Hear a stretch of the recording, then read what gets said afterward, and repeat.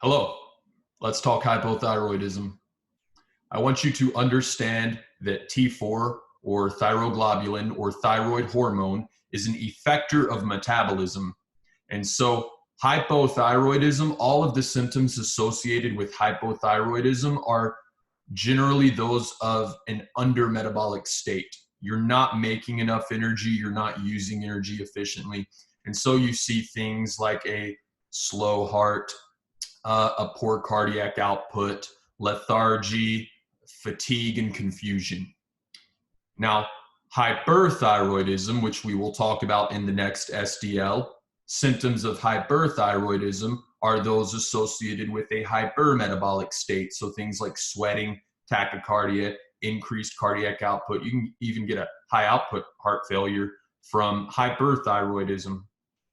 But this SDL deals with hypothyroidism. And there are also many mentions of thyroiditis, which is inflammation of the thyroid gland.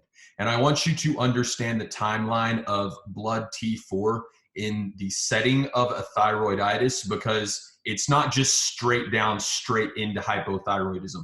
First, you're going to see an increase in blood T4. So anytime you've got a thyroiditis, inflammation of the thyroid, you will first clinically see a little bit of a spike in T4, as I've illustrated in this blue line on the upper left. And let's say that the dotted line on the y-axis is your normal T4 blood level. Well, when you get inflammation of the thyroid, at first, you see a little spike in T4 because as cells of the thyroid are attacked by inflammation, they will release T4 into the blood. And so all cells of the thyroid have a little bit of T4 stored up, saved up. And so when you get this acute inflammation, that's what's happening at first, is that these cells put their T4 into the blood. So you get hyperthyroidic for a little bit. But then as the inflammation continues, especially if unchecked, your thyroid cells, as they get damaged, they'll get damaged quicker than they can replicate, and so you'll lose gland function ultimately. That's the end point of thyroiditis. And once your thyroid gland has started to atrophy, you will then be in a hypothyroid state. So all of these diseases titled thyroiditis, you see a little bit of a spike in T4 as it's transiently secreted into the bloodstream from preformed stores. And then it's going to go down as that inflammation continues and the thyroid sort of burns out and loses its ability to make new T4.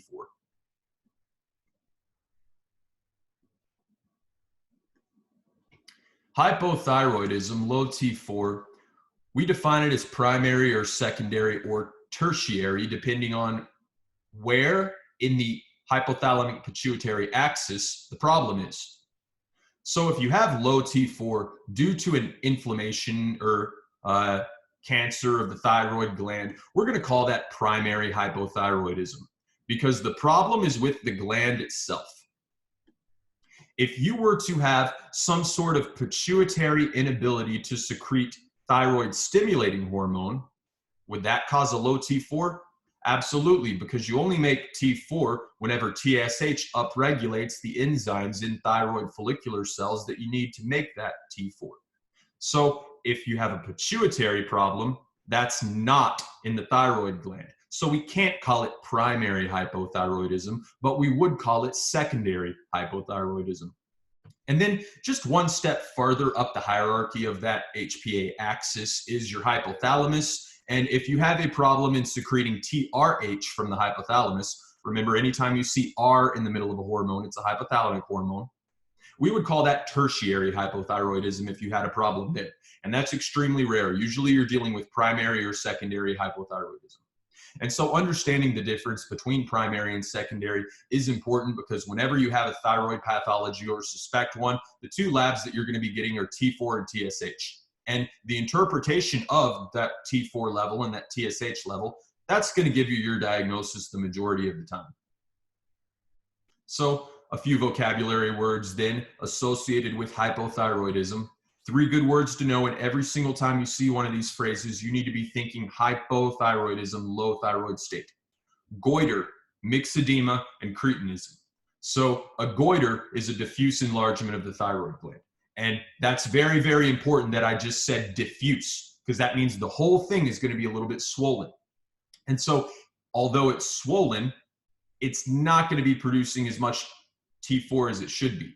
So the diffuseness of it is to set it in contrast to a thyroid cancer or a thyroid nodule, in which case you'd only see one part of the thyroid enlarged.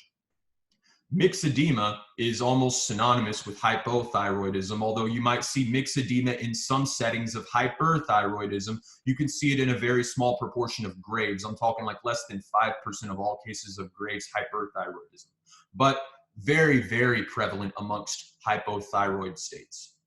And what is myxedema? Well, it's like edema on steroids. You know, it's edema plus one. It's the worst edema almost.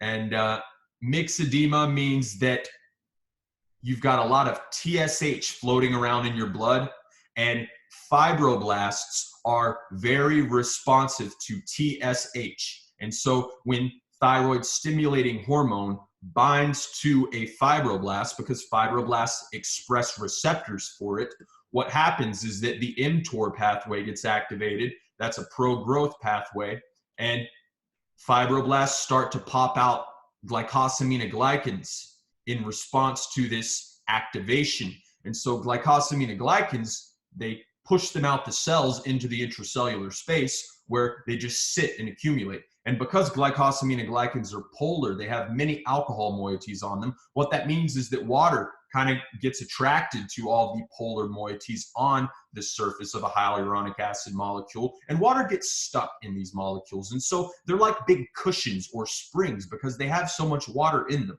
And so different tissues with fibroblasts, maybe your legs, you know, that's called pretibial myxedema.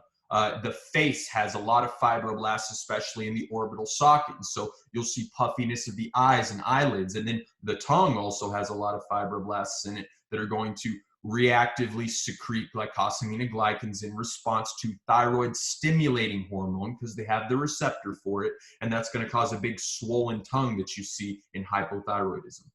So here it is at the top. Here's your thyroid stimulating receptor, thyroid stimulating hormone receptor, and the antibodies you see here, that's in the case of Graves, which is going to give you an exophthalmos due to its similar effects on adipocytes.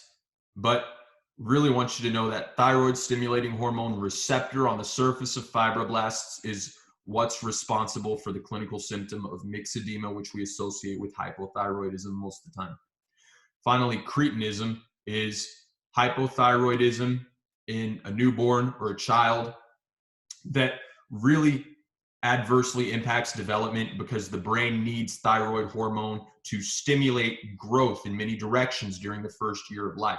And so cretinism is associated with slow mentation. Now let's talk further about the clinical presentation of hypothyroidism. This is a very good section of the text to refer back to if you find yourself a week or two into the block and you still don't understand thyroid hormone as much as you would like to. Come back to this and Google and you'll figure it all out. So,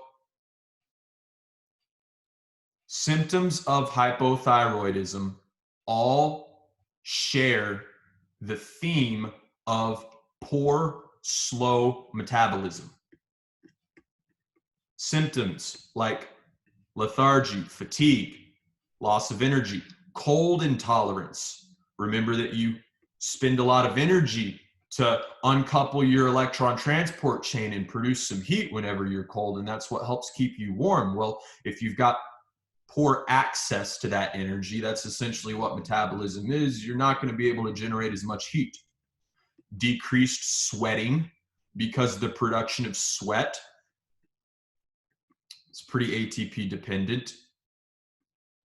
Memory loss, slowed speech, menstrual irregularities, infertility, loss of libido, hair loss, arthralgias, and constipation. So constipation, that's bowel dysmotility, obviously. If you were to be hypermetabolic in the smooth muscle of your gut, you know, it'd be cranking, it'd be contracting. But if your gut's kind of frozen, you know, due to this lack of thyroid hormone, that's going to give you constipation.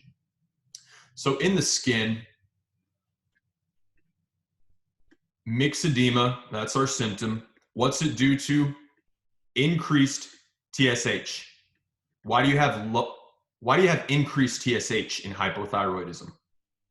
Well, because you've got low thyroid hormone, T4. And so you understand hormonal feedback. When you have a low T4 in the blood, your pituitary is going to be cranking out TSH in attempts to raise that T4. But in cases of primary hypothyroidism, the thyroid gland itself is not responding to that TSH. So you can make all the TSH you want. It's not going to do a lick of good to your thyroid. But all that TSH binds TSH receptors on the cell surface of fibroblasts, leading to proteoglycan production. Water follows the proteoglycans. Edema is the term for water collection in interstitium. So what does myxedema look like? Well, here's your pretibial myxedema. Very, very common spot, probably the most common spot on the body that you encounter myxedema besides the face. All around the legs down here. And why is it most common here? I would probably say gravity. Your feet are at the bottom of the pyramid. Here's baseline, and then at 2-month follow-up for a patient, and the only treatment they needed was exogenous T4, just give them thyroid hormone and that corrects their hypothyroidism. But man, look at these feet before and after. They're very, very swollen before. Here is facial myxedema. Big swollen tongue, call your attention to that. The tongue is also one of the first organs to really swell up, and the lower lip too, you can tell, kind of looks like hereditary angioedema in a way.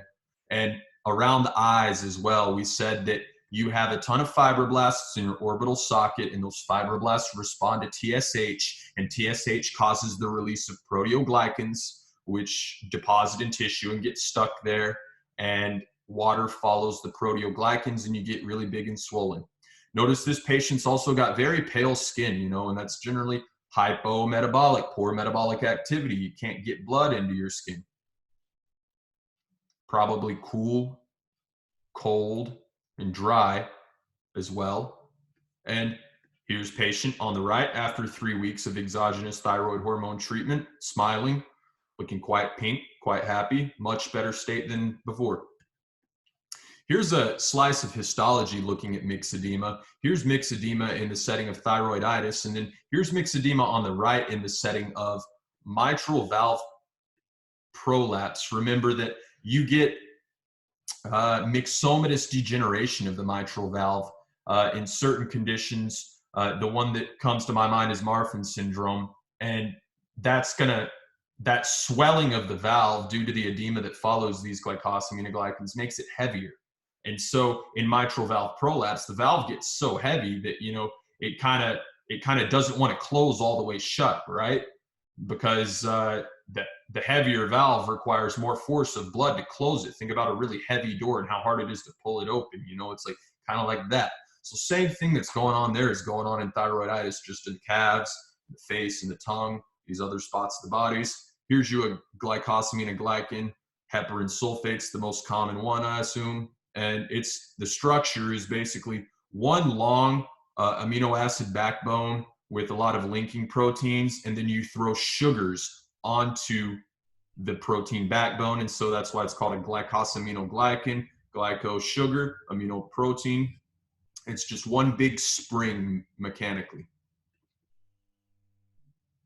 Nervous system symptoms. Remember, the brain really needs T4 in the first year or two of development, and so congenital hypothyroidism is pretty severe, but symptoms of iodine deficiency, which lead into hypothyroidism because you need iodine to make thyroid hormone, are also going to present initially as symptoms like lethargy, memory problems, and generally slow thinking.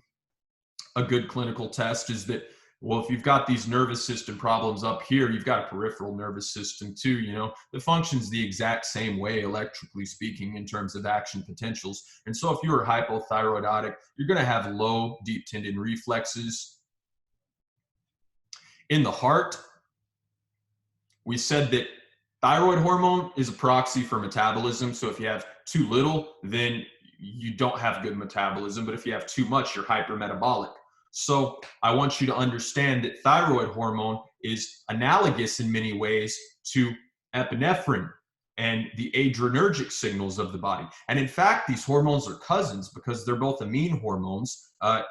They're both derived from tyrosine.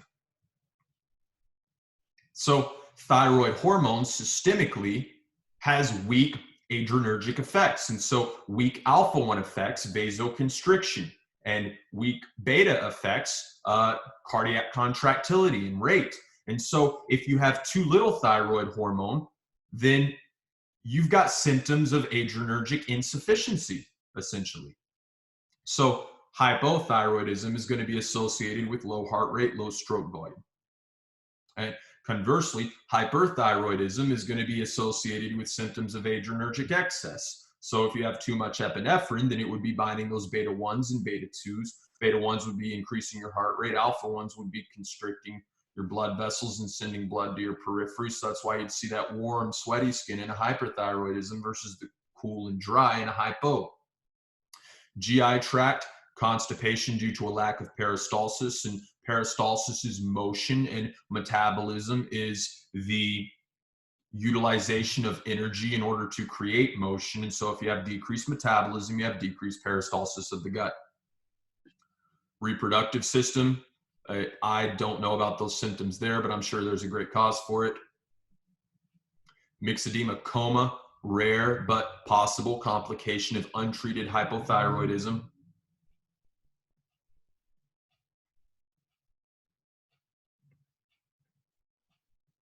I don't know if the coma is particularly due to the myxedema. I would assume that it's just you get myxedema and you get a coma too. Not sure how tightly they're related. And then finally, the concept of compensated versus decompensated hypothyroidism. Your body can compensate for it for a long time, but then when you start to decompensate, that is when you would shift more and more into that altered mentition ending with a myxedema coma. Big symptoms, hypothermia, can't get these patients warm, and bradycardia and decreased contractility. Again, when you think of thyroid hormone's effect on the heart, you can basically think of epinephrine's effect on the heart, and they're doing the same thing. So if you don't have a lot of thyroid hormone, you'll have a slow heart with poor contractility. Now the SDL discusses congenital hypothyroidism. Can be due to a variety of congenital problems, but also one, I would call it more of an acquired problem, which would be iodine deficiency. And this is kind of common. And it's the mom that's going to be iodine deficient, and then she'll kind of pass that on to the child.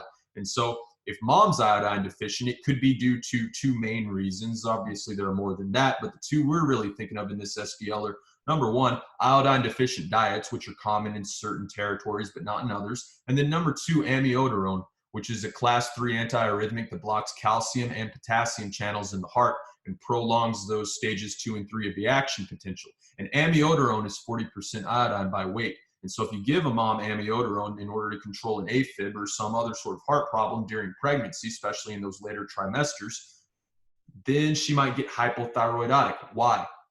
Well, because amiodarone has all this iodine, and all that iodine is going to go to T4, right? And so you're going to make a ton of T4 after you get this amiodarone. But then what's going to happen is that the T4 is going to feedback inhibit the production of thyroid stimulating hormone by the pituitary. And so after mom is off amiodarone, her T4 is going to be up for a bit and her TSH is going to be suppressed. It's going to be down. So for a little bit, there's going to be this refractory period where mom doesn't have a lot of TSH, and that's going to have really negative implications for the baby if it's delivered during that time. But other causes of congenital hypothyroidism include thyroid dysgenesis, failure of it to form properly. And the most common form of this is going to be the ectopic thyroid. Please recall that the thyroid gland begins to develop at the base of the tongue, and then it descends down the anterior neck until it reaches its final position, right anterior and inferior to the pharynx. And as it migrates, it can get hung up anywhere along the way, really. And you can also see things such as thyroglossal duct cysts whenever that duct, which it travels down, which it uses to descend, fails to close up. Or you could also just see the entire thyroid gland get stuck in an unfortunate position. Here is a thyroid gland in the upper right image here, right at the uvula, you know, so this thing just has not descended at all. And it could also be a little bit more superficial than that. Obviously, you probably couldn't see this just on palpation, but you would have to look in the mouth to see it. But this one right here, you can tell that the thyroid was starting to descend, but then somewhere in its descent, it got hung up, and now it's just kind of superficial above the larynx and pharynx instead of below. And here on the right, we're looking at a radionuclide iodide uptake scan, and iodide scans are a good test to see where thyroid tissue is hot and where it's not. And so that's helpful in diagnosing an ectopic thyroid, but also different thyroid pathologies. We'll take a look at those, I think, in the next SDL.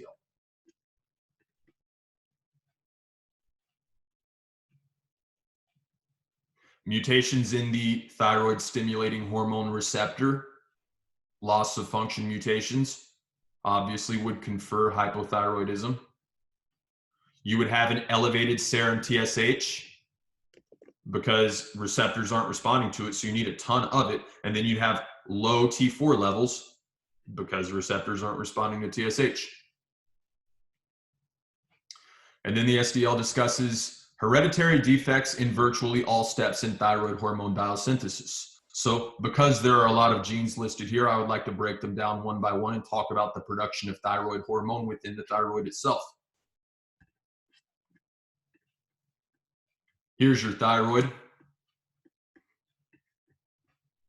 This enzyme is TPO, thyroid peroxidase. And this right here is tyrosine, the amino acid. And it gets thrown onto a string of proteins, and then it gets iodinated, which means an iodine gets added to various positions of this 6-carbon ring. And then you paste a couple of those rings together, and bang, there's your thyroid hormone. So the fact that it's derived from tyrosine, really important again, because what else is derived from tyrosine? Catecholamines. So that's why thyroid hormone has weak adrenergic effects. It's a cousin.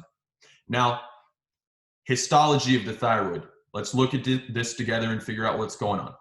You see these big pink bubbles or lumps or rocks of colloid. That's called colloid.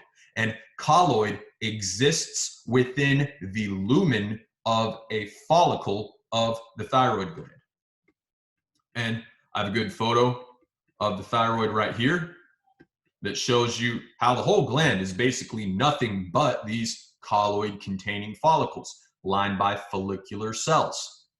And right in the upper left quadrant here, we've got our parathyroid gland, which just sits on the back of the thyroid gland. But you can tell that the entire thyroid gland, I mean, it's only there to pump out this colloid. So why do you have this colloid? Well, you have this colloid because that's where thyroid hormone is synthesized. So you make thyroid hormone inside the colloid of these follicular lumen. And then you transport thyroid hormone back into epithelial cells. And then from there, you transport thyroid hormone into the bloodstream. And I want you to understand the reason why you need to make thyroid hormone inside the colloid of the follicular lumen of the thyroid is because thyroid hormone, its production requires a lot of hydrogen peroxide in order to put this iodine, which is a pretty reactive ion, onto tyrosine. So because you're generating a lot of radicals, you don't want this to be an intracellular process. It would be pretty damaging, and it would require an extreme oxidation system like hepatic levels of cytochrome P just to manage all the free radicals being produced by this reaction. So to circumnavigate that problem, you make thyroid hormone outside the cell, and then you actively transport it into the cell. Great graphic here showing you all the steps of thyroid hormone synthesis. What we just talked about, let's walk through it again.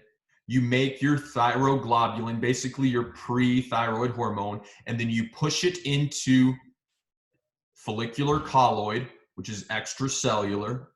And you also make the enzymes that you need for thyroid hormone secretion, and you push those out into the colloid, and you also pump iodine into the colloid. So now you've got all the players that you need to create active thyroid hormone inside the follicular colloid, which is extracellular space. So the enzymes run, and they use hydrogen peroxide as a cofactor. This thyroid peroxidase enzyme is the #1 enzyme that's going to do all this. And you plug iodine onto these tyrosine amino acids. Notice here on the top left, that's a little naked tyrosine. Right down here, that's a closed tyrosine. It's got some iodine on it.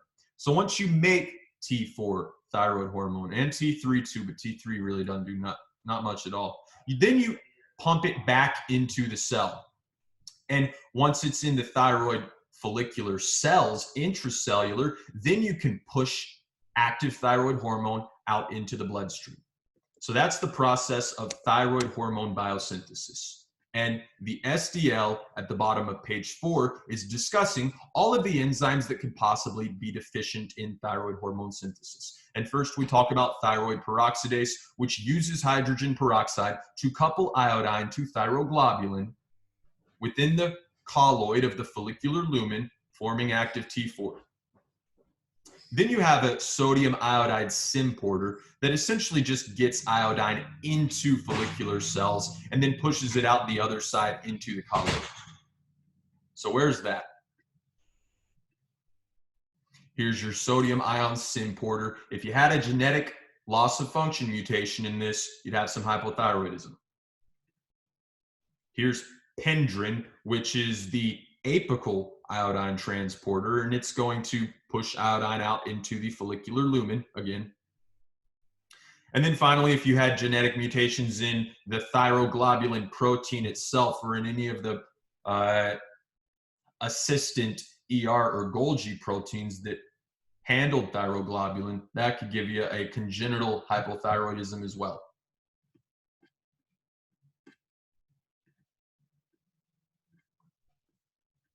So how do kids with hypothyroidism present? Well, we said decreased DTRs is a good one because there are a lot of infantile reflexes that disappear within the first year of life. Thinking things like Moro-Babinski reflex. You will be testing for those reflexes anyways if you're dealing with this patient population.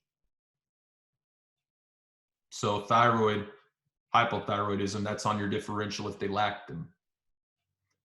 We do measure active T4 and or TSH depending on where you're at with a heel stick, and that's a really good screening tool. And symptomatically, maybe you miss it with the lab diagnosis, but you're going to see a big belly, association with umbilical hernias, puffy face, myxedema, macroglossia, big tongue, myxedema, and cold skin.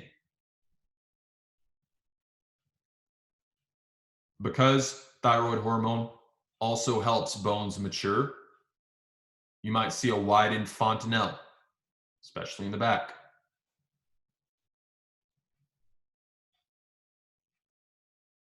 Then you might even see a goiter, which again is diffuse, not focal, enlargement of the thyroid gland. That's in kids. Let's talk about Hashimoto thyroiditis, which is typically a disease of adults. Hashimoto thyroiditis, itis, inflammation of the thyroid. And lab values are really going to diagnose this. TSH is going to be high and T4 is going to be low. So you're going to try to stimulate the thyroid to make some thyroid hormone, but it's not working, hence the high TSH. This is an autoimmune disease against two specific proteins, the thyroperoxidase enzyme that makes active thyroid hormone, and thyroglobulin, which is the precursor to active T4. So this is the most common hypothyroidism in America, far more common in women, not sure why. There is an HLA predisposition, DR3 and DR5.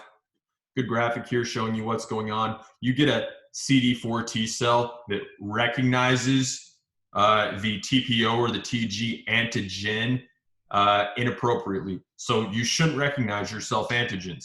But then there's a breach of autoimmunity somehow, and the T cell says, hey, this is a bad guy, let's get it out of here. So that's what it does, and then it activates B cells and cytotoxic T cells to go and attack the thyroid anywhere they see these two specific antigens. And that's going to lead to eventually cell death and atrophy of the thyroid gland, which is where we're getting our hypothyroidism from.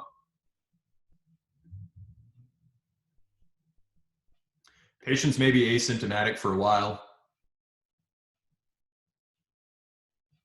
There will be a compensatory rise in TSH, and that'll be the first lab value that you catch. And so maybe TSH is up and T4 is still normal. That means that they're compensating well for it. But when T4 starts to drop, you'll start to see systemic symptoms. Generalized symptoms of hypothyroidism: fatigue, constipation, and dry skin, weight gain. The weight gain usually due to myxedema. You're going to see enlarged thyromegaly. Why is it enlarged? Because it's swollen up and it's hyperplastic. And there's also a large degree of immune infiltrate within the thyroid gland. So it's going to grow in attempt to keep making T4 at a nice homeostatic rate. And TSH, remember, if you're not making T4, you're throwing TSH at the gland. So thyroid stimulating hormone, do you think that's going to cause thyroid cells to grow? Yes, absolutely. So you're just growing your thyroid in an attempt to make active T4 in the face of this inflammatory autoimmune process.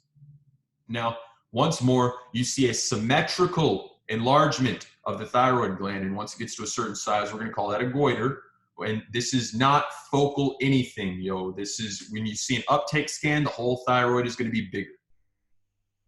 The surface is bossylated. I love that word. Wow, bossylated. And that just means lumpy, bumpy. And here's what it looks like histologically. This is Hashimoto's. You see lymphoid follicles with germinal centers. What that means is that you see spheres of B cells with lots of T cells around them. So I will take out some of these highlights, let you take a look at them. B cells in the middle, and then you can tell a clear demarcation between the B cells and the T cells. We've been looking at these for a long time. You see follicular hyperplasia in the setting of Hashimoto thyroiditis, and you do not see this in Graves' disease. Here on the right, in these two pictures we're looking at now, this is bad hypothyroiditis. Now, this is a normal thyroid. So look at how much colloid rests in these follicular lumens versus look at these cells, yo. There are no follicular lumens. There are none at all. And so let's say right here that I've just outlined in red, there should be a lake of colloid in the middle of these cells, but there's not. Why? Because the inflammatory process, the autoimmune process surrounding them, is inhibiting them from doing their job and using ATP to pump all of these enzymes into the luminal space, because they have to spend their ATP on other things like staying alive, you know, because there's a large degree of inflammation around them. So we're going to call these singular cells Hürthle cells, which look like oncocytes. We've seen an oncocytoma in the kidneys, and oncocytes, you know, are large polygonal eosinophilic cells. Hürthle cells are a metaplastic form of thyroid follicular cells. And you know, metaplasia is when one tissue type that's normal gets replaced with a tissue type that shouldn't be there. So Barrett's esophagus would be glandular metaplasia.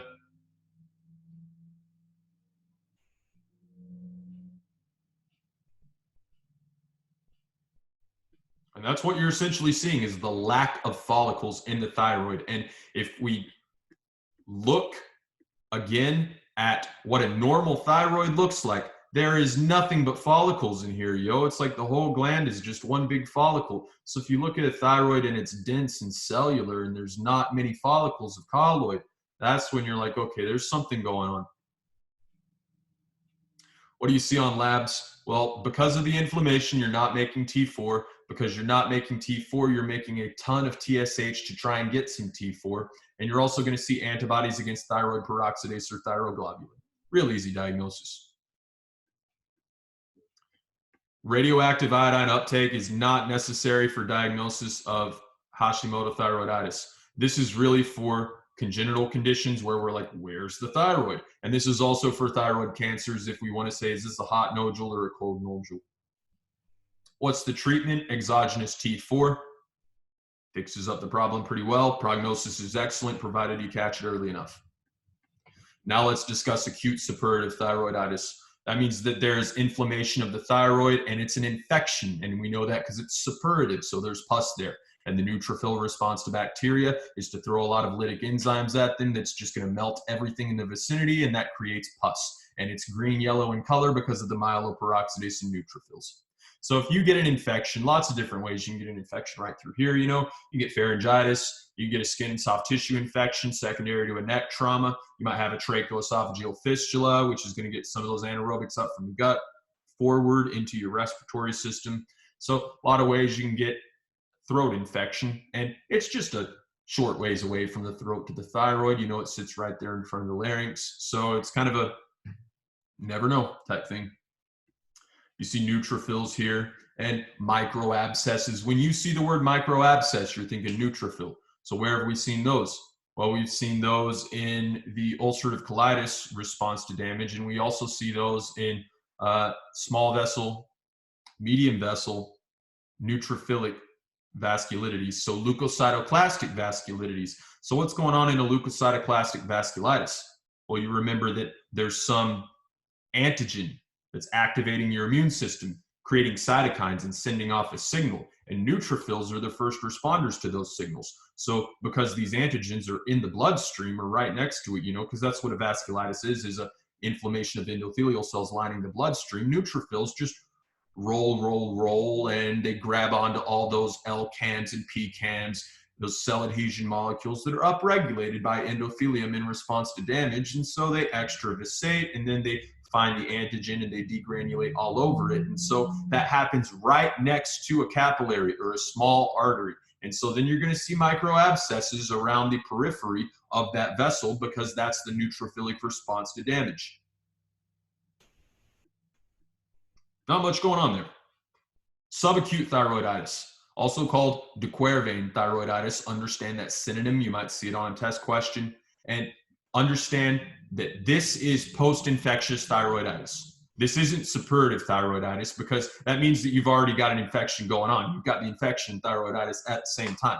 But de Quervain subacute thyroiditis means you had a viral infection. It's typically a viral infection. And then after the infection clears, you get a transient hyperthyroidism, then hypothyroidism. And let's go look at this graph down here. Great graph. Looks exactly like the one that we peeked at the start of this SDL. You're going to have a hyperthyroid phase because the follicular cells of your thyroid had a little bit of T4 saved up, and whenever they get inflamed, they're going to put all that T4 out. But as the inflammation continues, they're going to burn out, and their ability to make new thyroid hormone will be impaired because of the inflammation around them. Again, they have to use their ATP on better things than making thyroid hormone, like staying alive. So they'll do that. You go hypothyroidic for a bit, but then you clear the infection and you go right back to thyroid hormone homeostasis. That's what's going on in this subacute post-infectious thyroiditis, de Quervain thyroiditis. So 3 reasons you could get it and 3 subtypes of it. Number 1, granulomatous. What do you think that looks like? You see granulomas. HLA-BW35 association. Number 2, lymphocytic thyroiditis. And this one is really on the autoimmune spectrum. It's a minor variant of Hashimoto associated with HLA-DR3. Number 3, postpartum thyroiditis. Who do you think gets this? Pregnant ladies. So this is also autoimmune, and what all 3 of these, 1, 2, and 3 have in common is the nature of their triphasic clinical course, in which you get hyperthyroidic for a couple weeks, and then you go hypothyroidic for 4 to 8 weeks, and then you recover. You make a full recovery. So transient hypothyroidism. Now, how do these things present? It's a pretty easy diagnosis. Subacute granulomatous thyroiditis is going to have a history of an antecedent URI, and it's going to be pretty painful. The thyroid's going to be very inflamed. This is not really an autoimmunity as much as it is a persistent immune response to a virus that has not been fully cleared. And symptoms of the hyperthyroidism: heart palpitations, tachycardia. You're going to be very hot, sweaty, anxious, irritable, might even have a tremor. So nervous system hyperactivity. Remember, we said loss of DTRs is going to be something you see in hypothyroidism. But if you have hyperthyroidism, you're going to be overactive. And so you're just going to jump at every little thing. And all these symptoms are mediated by the beta adrenergic, alpha adrenergic effects of thyroid hormone, because it's basically related to epinephrine. And then the initial thyroid inflammation damages thyroid follicles and activates proteolysis of the thyroglobulin stored within follicles. The result is unregulated release of large amounts of T4 into the circulation, and therefore hyperthyroidism. You get thyroid damage, you put T4 out. This state only lasts until thyroglobulin stores are exhausted and the new hormone synthesis ceases. Why? Because you're inflamed, you got too much to worry about other than thyroid hormone. But then you clear the inflammation, you resume making T4 once more. Subacute lymphocytic thyroiditis, we said that this is a minor version of Hashimoto. It's self-limited, and this is really painless. So if they show you painless thyroiditis on the exam, keep this in mind. Same exact clinical course: hyperthyroidism for a month or so, hypothyroidism for a month or two, then recovery. And finally, subacute postpartum thyroiditis, patient's pregnant. There you go. Lab studies really don't do you a lick of good, because I mean, look at all, well, if you take labs here versus taking labs here versus taking labs here, you're going to see 3 different labs. And so labs aren't necessarily predictive of anything. They just let you know patient's got a thyroid disease. Just remember that in any hypothyroid state, TSH is going to be low. TSH is going to be high, T4 is going to be low, because you're trying to make more thyroid hormone. And then in hyperthyroid states, TSH is going to be low because you're making there's a lot of T4 in the blood. And your pituitary or hypothalamus see that, and they say, we don't need any TRH, we don't need any TSH. There's a lot of thyroid hormone going around. So looking at the pathology for this, here's the granulomatous type. It's really the only one you might get confused with Hashimoto's thyroiditis. And Hashimoto's thyroiditis, remember, has those big lymphoid follicles, and they are just all over the place. And here we're seeing granulomas, which are not lymphoid follicles, but look pretty similar to the untrained eye. So if they don't tell you that these are granulomas, I can see this being kind of a difficult diagnosis. One big difference I can see is that you still got a lot of healthy follicles in this thyroid, and the inflammation does seem to be pretty limited in scope. It doesn't seem to be like diffuse all over, which you would see in Hashimoto's. And so notice that in subacute granulomatous, the thyroid's asymmetrically enlarged and firm versus that diffuse global all over enlargement you'd see in Hashimoto thyroiditis. You see these multinucleated giant cell granulomas, which are a result of Th1 activation, and they're going to make interferon gamma, which is going to further activate macrophages and get them to clump together and form these multinucleated giant cells. Subacute lymphocytic thyroiditis, you just see lymphocytes everywhere, so B's and T's, but I'm going to assume that they're not with that follicular germinal center proliferation as you would see in Hashimoto. And of course, I'm assuming they'd give you something like the clinical course of it in the question stem, wherein they say, oh, the patient had this, but then they recovered, and then they ask you what it was or what you would see on histology. And finally, postpartum thyroiditis, lymphocytic infiltration, it's an autoimmunity, occasional germinal centers, collapse of thyroid follicles. So same thing as Hashimoto's, just she's pregnant and it went away on its own. Riedel thyroiditis is in the IgG4 family of diseases. All IgG4 diseases have one thing in common, a couple things in common, but mostly what I'm thinking of is this storiform fibrosis in a whirling pattern. You get obliterative phlebitis. What's phlebitis? You remember? That's inflammation of a vein, not an artery. And elevated serum IgG4, which that one's easy. Just can you remember to test for it? So what happens here is that the thyroid essentially fibroses, and it fibroses kind of backwards into the parathyroid glands and into the larynx and into all the other sensitive tissues of the neck. And so as you get fibrosis of things like the recurrent laryngeal nerve, you can see symptoms of hoarseness because that goes up to your voice box. Fibrosis of the trachea might be a little bit harder to breathe because the trachea has to expand and collapse like all parts of the respiratory system do. So fibrosis would inhibit that. And then finally, if you just get this kind of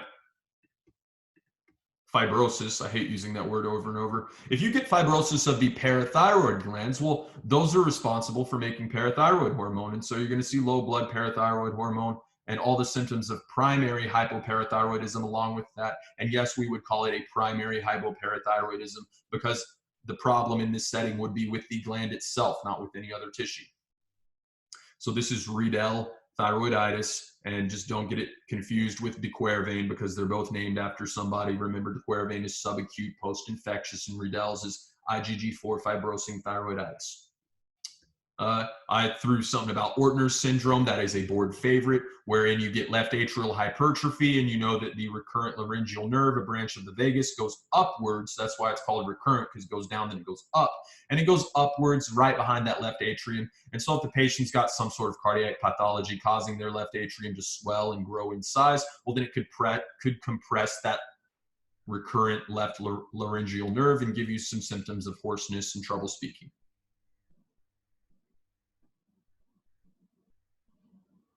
It's an IgG4 disease. IgG4 is a unique antibody in both structure and function. It can recombine with other IgG4s. So it's like Transformers, I guess. I don't know. You can stick one onto another, you know. And typically affects middle-aged to elderly men. It's a male disease. Subacute onset, because it's not that bad until you mess around and fibrose your parathyroid gland, you know. But it is progressive and it won't stop unless you catch it. Oral glucocorticoids are monotherapy for this, just to slow down the inflammation. We took a look at glucocorticoids in the last SDL. Go refresh on that if you need to. On physical exam, an enlarged thyroid is palpated. Why? Well, listen. If you've got a primary pathology of the thyroid gland, it's going to stop producing thyroid hormone. And when it stops producing thyroid hormone, your pituitary is going to say, we need more thyroid hormone. So what's TSH going to do? It's going to go way up. And so TSH is going to get thyroid follicular cells hyperplastic, growing all over the place. And that's going to give you the enlarged thyroid. So this goiter, which is the enlarged thyroid, is going to be pretty tough. I dare even say serous, to use a medical term, you know, and it's going to be tough because this is, again, a fibrosing disease, storiform fibrosis. So if you were to slice up this thyroid, it just looks like a rock, yo. I mean, it's nothing but fibroblasts up in there. A hard white avascular tissue. And surgery is pretty tough too because all those fibroblasts, you know, there's no planes to cut in. It's just fibroblasts. So you want to catch it before it gets to this point is the moral of the story. Now you recognize Riedel's thyroiditis. Now you recognize de Quervain's subacute thyroiditis. You understand acute suppurative thyroiditis. You really know Hashimoto's. You see these lymphoid follicles all over the place. High TSH, low T4. Maybe these characteristic Hürthl cells, oncocytes. And you also understand why we have colloid. It's so that we can synthesize active T4 in a safe place that doesn't damage cells. And then recall that we move T4 out of that colloid into cells and then into circulation. That's how T4 gets in your blood. And when T4 gets in your blood, it goes everywhere and it's going to cause generally pro-metabolic effects. So it's going to get your heart beating. It's going to get your heart rate up. It's going to vasoconstrict you a little bit. It's going to get you neuronally activated. If you don't have any thyroid hormone, the opposite is true. You're going to have a slow heart. You're going to have cool, dry skin because you're vasodilated, and you're going to be a little bit mentally lethargic. So recall the HLA associations with Hashimoto's. It's DR3 and DR5. Graves' disease also has a DR3 predilection. Recall that a very treatable, manageable cause of congenital hypothyroidism is going to be maternally deficient iodine diet. and also amiodarone use. That's the big drug because it's 40% iodine by weight. There are a handful of inherited enzyme deficiencies that you will probably never get asked about in your life, but there they are. Thyroid dysgenesis, very popular topic again. Understand thyroid starts at the base of the tongue, migrates down, can get stuck at any spot on the way. Maybe you get a cyst, maybe that gets infected. Then we talked about signs and symptoms of hypothyroidism. Big cause of death being a dilated cardiomyopathy because your heart is just going to stop working because it's going to lack the energy, the resources to be able to beat consistently. And then you could also get this cardiac myxedema. Talked about primary versus secondary hypothyroidism. Talked about those 3 good vocabulary words. Remembering that myxedema is secondary to thyroid stimulating hormone binding to fibroblasts. And you had a lot of thyroid stimulating hormone in a hypothyroidism because you're not making a lot of T4. So now you know this whole STL.